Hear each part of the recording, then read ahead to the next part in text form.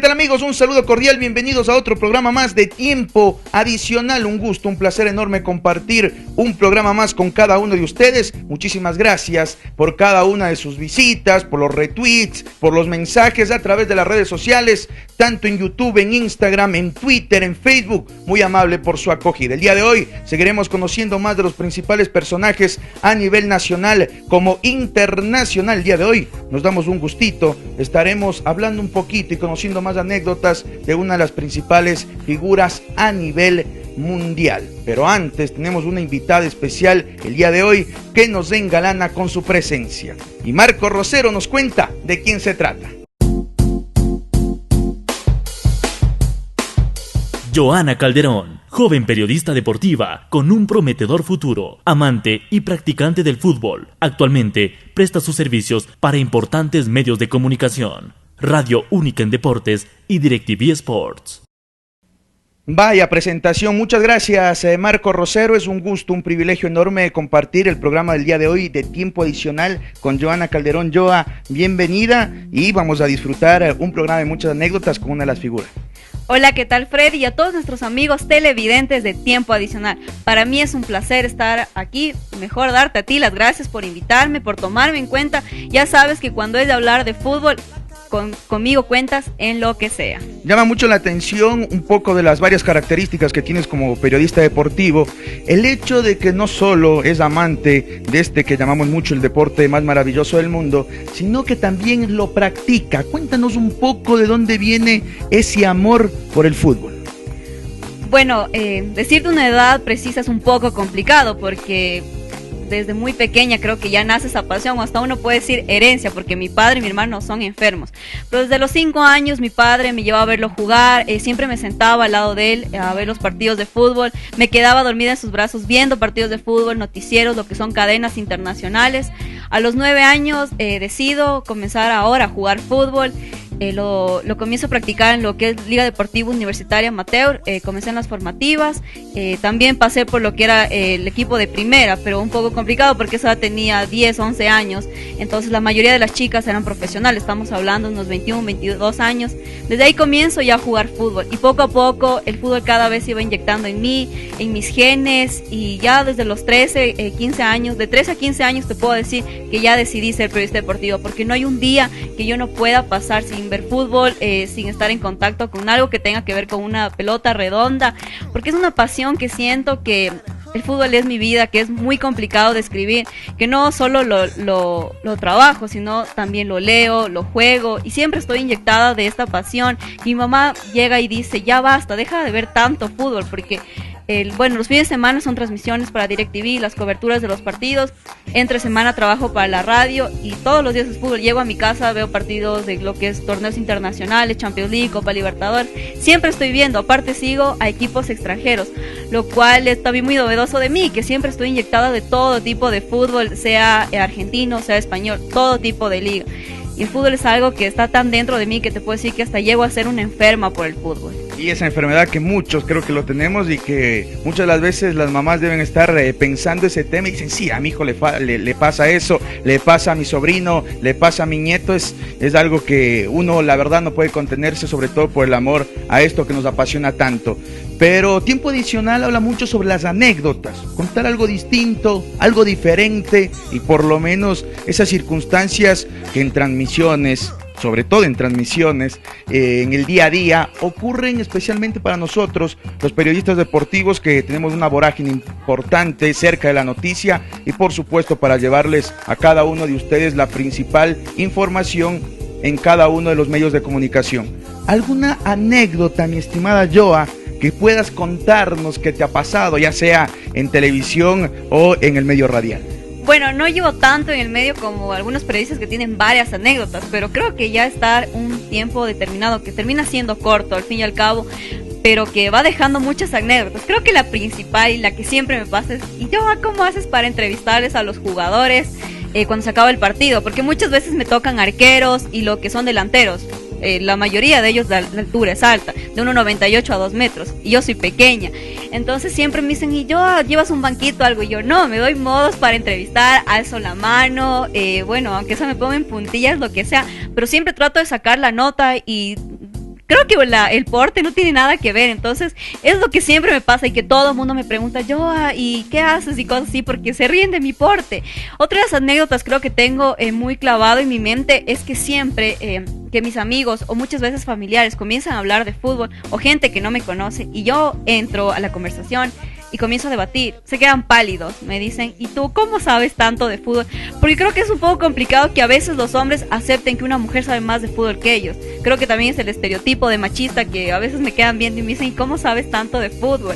Entonces creo que eso, estar ahí en el día a día, me ha llevado a siempre estar metida en el fútbol. Todas las noticias las sé. Si hay que discutir, discuto, no tengo ningún miedo. Y más si es un hombre, creo que con más ganas, para demostrarles que nosotros también, las mujeres, tenemos mucho potencial y conocemos bastante de fútbol. No solo porque digan, es que porque los futbolistas son guapos o cosas así. Creo que hay cosas que van más allá. Y por ejemplo, a mí me marca que amo el fútbol. Y bueno, puedo discutir y lo que sea porque también lo leo. Y para uno discutir de fútbol tiene que leer, tener conocimiento. Y creo que todas esas bases las voy implementando en mi carrera y también ya en mi vida diaria. Precisamente es la revolución que tiene que ver también con el periodismo deportivo en nuestro país, donde las mujeres terminan siendo parte fundamental del crecimiento del deporte a nivel del fútbol ecuatoriano. No solo hablamos de selecciones ecuatorianas de fútbol, clasificaciones al mundial, sino también del talento tanto a nivel masculino y sobre todo a nivel femenino. Y precisamente Johanna Calderón nos va a contar de quién se trata nuestro invitado del día de hoy. Sebastián El Loco Abreu, jugador que nació el 17 de octubre de 1976 en Uruguay. Llegó a Sociedad Deportiva Aucas a sus 38 años. Previo a este club, pasó por 19 equipos, entre los que destaca River Plate de Argentina, San Lorenzo, Rosario Central, América, Cruz Azul, Gremio de Porto Alegre y otros clubes de Europa. ¿Cómo olvidar el penal de Sebastián Abreu en los cuartos de final de Sudáfrica 2010, que al cobrar el último tiro, pues la pica? A continuación, repasemos las anécdotas de Sebastián El Loco Abreu. Sebastián, muchas gracias por la apertura, es un gusto, un placer enorme, lo hablaba por internos, un fiel siguiente de todo tu fútbol durante muchísimo tiempo y la verdad es un placer, un gusto, bienvenido. Bueno, muchas gracias, un agradecimiento es mío por venir acá al estadio, venir a ver cómo se entrena, cómo se trabaja y bueno, poder compartir un ratito hablando de lo más lindo que es este deporte hermoso como el fútbol. Vamos a hablar un poco de anécdotas, Sebastián, iniciamos sabiendo, y lo primero que llama la atención cuando sabemos de tu historia, es el hecho que inicias jugando al básquet, más no al fútbol.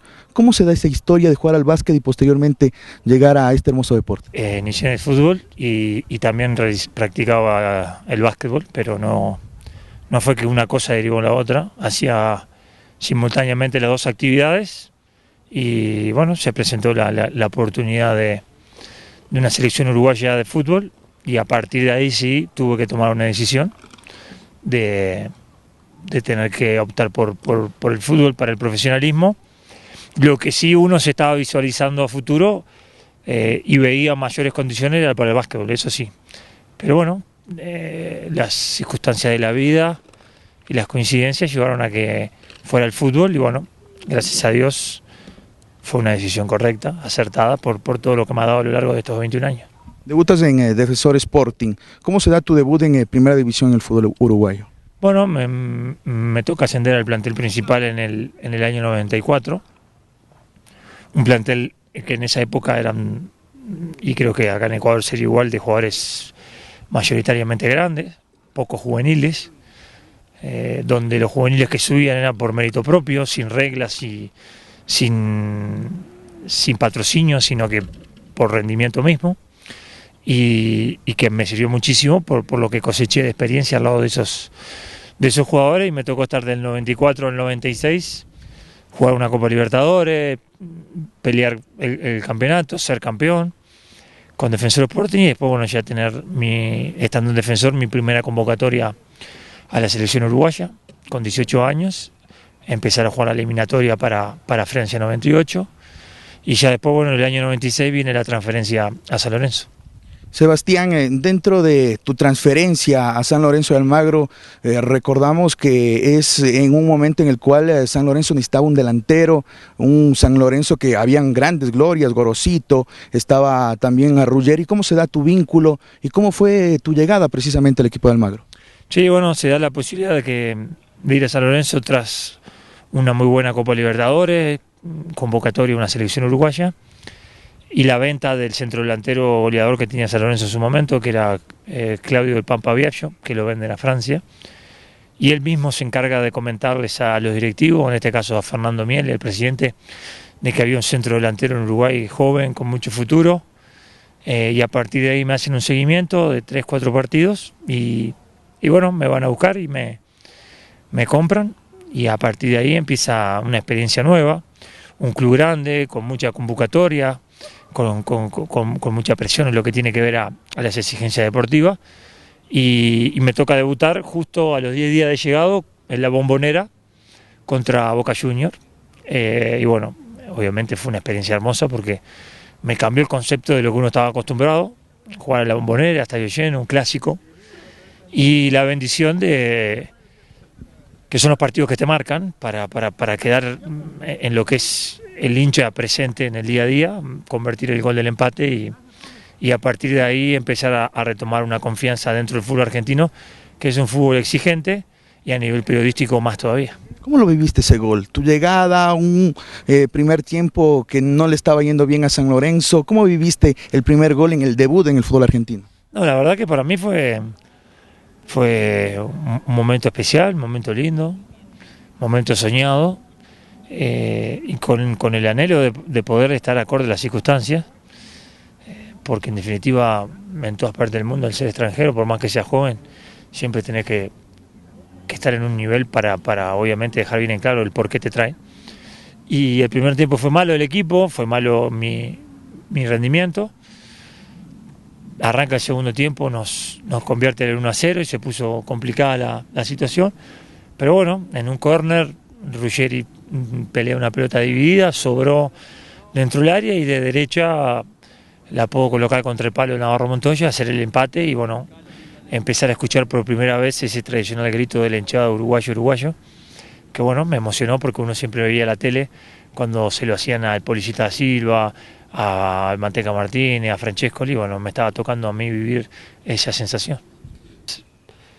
Entender que esto es un deporte, que es un juego y que tenemos la bendición y el privilegio de poder trabajar de lo que nos gusta y que a partir de ahí no se puede perder la esencia de niño, que cuando niño lo único que nos interesaba era divertirnos, disfrutar el momento con los amigos jugando al fútbol. Entonces creo que a partir de ahí y con el profesionalismo que indica este tipo de responsabilidades y compromisos, uno empieza a llevar un camino en el cual a lo largo de la trayectoria uno se va dando cuenta que la forma que uno tiene de actuar, de manejarse, es la correcta, no solo dentro del campo de juego, sino fuera del campo de juego, y eso ha llevado a poder participar de grupos exitosos, donde me han dado la chance de lograr 13 títulos y muchos títulos individuales como de goleador, que eso es un fiel reflejo y una tranquilidad de decir lo que uno ha cosechado ha sido fructífero a lo largo de la carrera.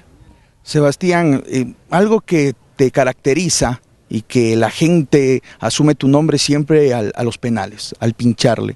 ¿Cómo inicia en Sebastián Abreu esta nueva forma de patear los penales y sin ninguna duda la importancia que se tiene que tener en el aspecto psicológico también?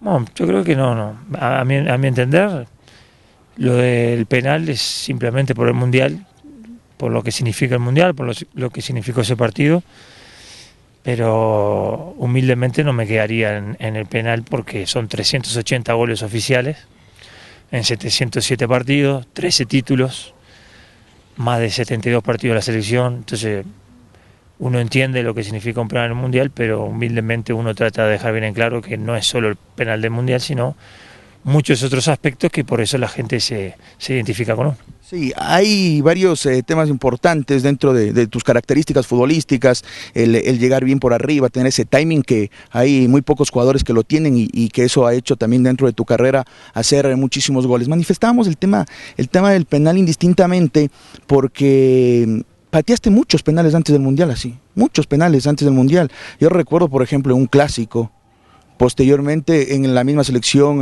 uruguaya, cuando jugaron con Brasil, que terminaron eliminados, pero ya venía varios penales de esos en los cuales tú lo habías hecho de buena manera.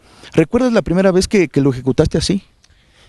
Sí, en realidad no son muchas. En la cantidad de penales que he pateado, es una de las variantes que tengo, pero si se pueden fijar en las estadísticas o en los videos, en este caso, la forma de ejecutar varía constantemente, y ese estilo ha sido en un porcentaje muy chico.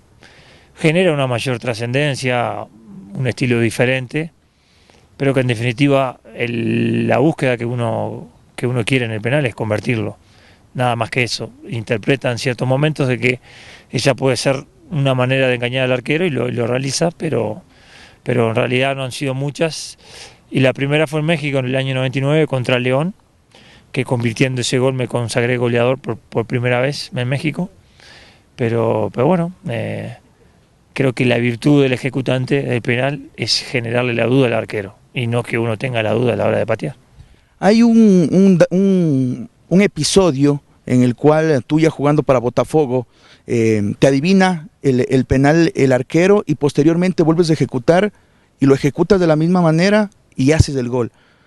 ¿Qué pasa por la cabeza en ese momento, por todo el contexto, porque era un clásico, por lo que significa en la cabeza del jugador, específicamente en Sebastián? No, pasa a ganar, poder llevarte los 3 puntos porque era por el torneo, ganar un clásico, sumar un clásico más para las estadísticas positivas, y a la hora de los penales poderlos convertir.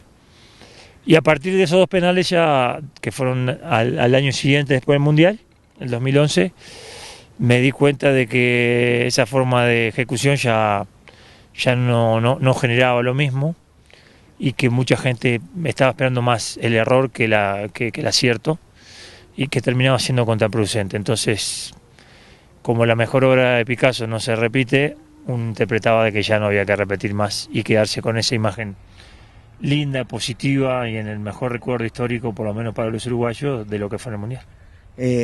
Netamente, ya la última con el tema de penales, en el partido del Mundial, un compromiso que todos lo recuerdan, vibrante al final de esos partidos épicos bajo cualquier punto de vista. Y yo recuerdo haber estado viendo ese partido y me llamó la atención que ibas a definir tú, llegabas quinto, recordaba que había sido tercero, me parece, en la ejecución con Brasil. No, quinto. ¿Con Brasil también quinto? Muy bien. Ya, llegas a la ejecución y yo vi, dije, la pica, y la gente de mi alrededor decía, no, fuerte a la mitad, fuerte a un lado. En el momento, cuando ya se estaban las ejecuciones, cuando estaba el ida y vuelta ya en los penales, hay una linda anécdota que tienes con tus compañeros. ¿Nos podrías contar ahí mientras estás esperando patear ese penal con Fuchile, para ser específico? Sí, más lindo ver la que salió espontánea, que fue la primera anécdota, que la buscan en YouTube, y creo que va a ser más fructífero que la disfruten. Pero sí surgió ese diálogo, porque uno, como era el quinto penal, podía visualizar la técnica del arquero previamente, y entonces ahí vino la pregunta constante, hasta que en un momento ya entendió claramente qué era lo que uno estaba pensando, y ahí me dice, dale loco, picala, tranquilo, y vamos arriba, que no pasa nada, con otras palabras que ahora no se pueden repetir, pues por eso en el YouTube está más lindo. Y necesitaba un aliado para lo que uno ya se venía imaginando. El único que podría haber encontrado en todo Uruguay. Las cosas que quiere Dios, a veces me puso a Fuchile al lado y entonces patea el primer penal y le pregunto a Fuchi, y tiene Fuchi tiene una voz muy cómica, ¿no? Entonces le digo, Fuchi, ¿se movió el arquero? Sí, loco, se movió.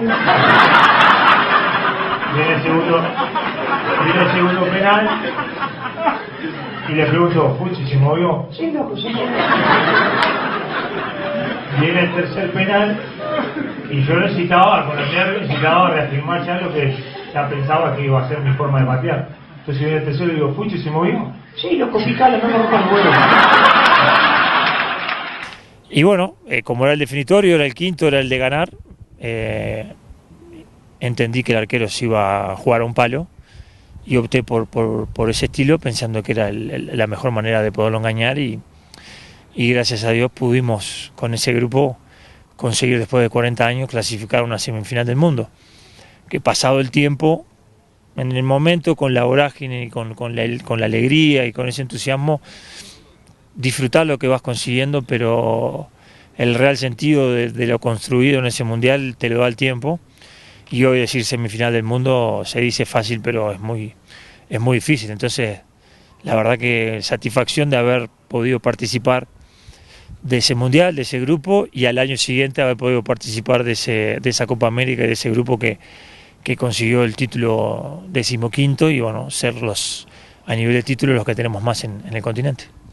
Sebastián, para finalizar, vamos a hacer un ping-pong. Te menciono una palabra y me mencionas qué significado tiene esa palabra dentro de tu carrera profesional. Nacional de Uruguay. Un sentimiento. La selección uruguaya. Lo máximo. Rosario Central. Un amor. River Plate. Un gran equipo. El fútbol mexicano. Agradecimiento total. Aucas. Un club popular y que estamos queriendo consolidarlo. Muchísimas gracias, Sebastián, muy amable. Tiempo, ahora sí la tiene Villacred, aguanta la custodia de Poroso, el centro, Abreu, ¡qué golazo! ¡Qué golazo! ¡Qué golazo! ¡El loco, el loco, el loco, el loco, el loco! ¡Gol! ¡Sí! ¡Gol de Aucas! ¡Gol de papá! ¡Gol de loco Abreu! Dice presente, convierte una locura, un manicomio completo. El Gonzalo Pozo Ripalda, la gente se abraza porque aparece el loco Sebastián Washington Abreu. El loco, podríamos quedarnos varios programas escuchando varias anécdotas que tiene una de las principales figuras, no solo a nivel nacional, sino a nivel mundial. Uno se hace memoria y seguramente te va a preguntar a ti, Joana, ¿dónde estuviste el momento en que Sebastián Abreu anota el famoso penal con la selección uruguaya, nada más ni nada menos que en un mundial, y que mucha gente lo identifica? Yo lo recuerdo clarito en un lugar de comidas, observando y dándome cuenta. Al que le conocía a Sebastián Abreu, antes de que se acerque al balón, sabía que algo diferente, algo distinto iba a realizar en ese penal que fue histórico para el fútbol a nivel mundial, porque con esta clasificación a las semifinales, Uruguay volvió a estar en la palestra a nivel mundial. Sí, el Uruguay de 1930, sí, el Uruguay aquel que daba el puntapié inicial a lo que tiene que ver con los mundiales. Esa selección charrúa llegaba de la mano de un loco más, esos locos que abren la puerta muchas de las veces a las personas cuerdas. ¿Tú cómo lo viviste ese penal, Joa? Como tú lo dices, Freddy, yo ya tenía conocimiento de quién era Sebastián Abreu. Lo recuerdo en el 2008, que jugó justamente en River Plate de Argentina, uno de los equipos que sigo. Entonces tenía ya un poco de conocimiento, pero lo que hace en el 2010 en el Mundial, justamente en cuartos de final, y el último penal frente a Ghana picándolo, es algo que uno decía, no, está loco, porque uno piensa que el último penal es el que con más miedo, con más definición lo va a hacer, y hasta con una cabeza fría. Pero ese momento parecía que el loco Abreu se estaba riendo de todo el mundo al momento en que la pica. Lo recuerdo que lo viví justamente también con mi padre y mi hermano, que estábamos en la casa, y dije, no, este jugador es de otro planeta, porque hacer eso en un mundial, y aparte recordemos que Uruguay en el 2006, que fue el mundial de Alemania, no jugó, porque justamente no pudo clasificar en lo que fue el repechaje. Entonces volver en el 2010, después de 8 años, a un mundial, y ya en meterse a cuartos de final, y con este penal que lo pica Sebastián Abreu, es una locura. En aquel mundial del 2006 recordamos que perdió por repechaje y que estuvo presente un viejo y conocido nuestro como técnico, Jorge Fossati, el ex técnico de Liga Deportiva Universitaria. Pero dentro de estas anécdotas que a mí me llama mucho el tema de Sebastián Abreu, es del hecho, sí, Abreu no es de esos jugadores calidosos, como dicen en el barrio, no es de esos elementos muy sutiles, muy técnicos con el esférico, pero más bien lo que sí tienen un alto porcentaje, Joa, es el hecho de tener una personalidad que es importante, imponente. Tú lo ves a Sebastián y lo hizo igual en el fútbol ecuatoriano en los pocos partidos que estuvo acá vistiendo la camiseta de Sociedad Deportiva Aucas. El hecho de que sí, a Sebastián no lo vas a pedir que te haga una galleta, no lo vas a pedir que se lleve de 5 o 6 jugadores, pero solo la presencia, el hecho de tener ese sprint diferente en el momento de saltar, de cabecear, esto hace precisamente que la personalidad de Sebastián Abreu sea la principal bandera del loco en los distintos equipos. Tantos equipos que estuvo Sebastián Abreu, como tú ya lo mencionabas, esto hace que siempre uno de los máximos goleadores a nivel uruguayo, en cada equipo que ha estado, siempre ha tenido su firma personal. Aparte, no creo que solo es su personalidad, Freddy. Tuve la oportunidad de entrevistarlo varias veces, lo que era para el canal, luego de ciertos partidos. Recuerda el primer partido en el que debuta, que es frente a Deportivo Cuenca, y termina jalándose lo que se dice el penal. Mucha gente decía, no, lo va a picar porque ya llegó la hora. Era el primer partido de Sebastián Abreu. Y qué mejor debutar con un gol. Bueno, termina con la victoria de Sociedad Deportiva Aucas, que es la primera victoria también del campeonato 2015, que la consigue en lo que era en el estadio Sociedad Deportiva Aucas. Es un lujo escucharle hablar Sebastián Abreu de fútbol. Sabe mucha técnica, la manera también en la que inyecta a los jugadores. Recuerdo que estar en la cancha y ver cómo él les decía a los jugadores, no, dale, pícala por acá, anda a la derecha, acércate un poco más, un poco de marca, cortemos los circuitos de juego de los jugadores. Son cosas que uno, estar ahí dice, no, es que este jugador no solo aporta lo que es futbolísticamente, sino también técnicamente y anímicamente a los jugadores. Fue un verdadero placer haberlo tenido aquí a Sebastián Abreu. Así como tú, nosotros en el periodismo deportivo tenemos varios maestros, los cuales nos vienen encaminando, sobre todo en esta pasión que tenemos, y es muy importante lo que destaca Joana, porque si uno revisaba los entrenamientos de Sociedad Deportiva Aucas, veíamos que Sebastián Abreu parecía un coordinador más del equipo, un ayudante más de Juan Ramón Silva, sobre todo por el hecho de lo que tú mencionas, tratar de aprender en circunstancias pequeñas. Qué mejor aprender de una persona que ha pasado por varios equipos, por el tema también de los mundiales, y esto sin ninguna duda ha engrandecido, como lo mencionábamos, al fútbol ecuatoriano, la presencia de Sebastián Abreu. Con esto le ponemos punto final al programa del día de hoy de Tiempo Adicional. Joana, para nosotros ha sido un placer enorme, un privilegio poder contar con tu presencia, sobre todo también por tu conocimiento dentro del fútbol. La pasamos espectacular, espero que tú también hayas disfrutado. Mejor dicho, Freddy, el gusto es haber estado aquí contigo y también que me hayas invitado, y bueno, tomes en cuenta también mi conocimiento, y cuando es de hablar de fútbol, pues las puertas estarán abiertas y bienvenida los programas que tú desees.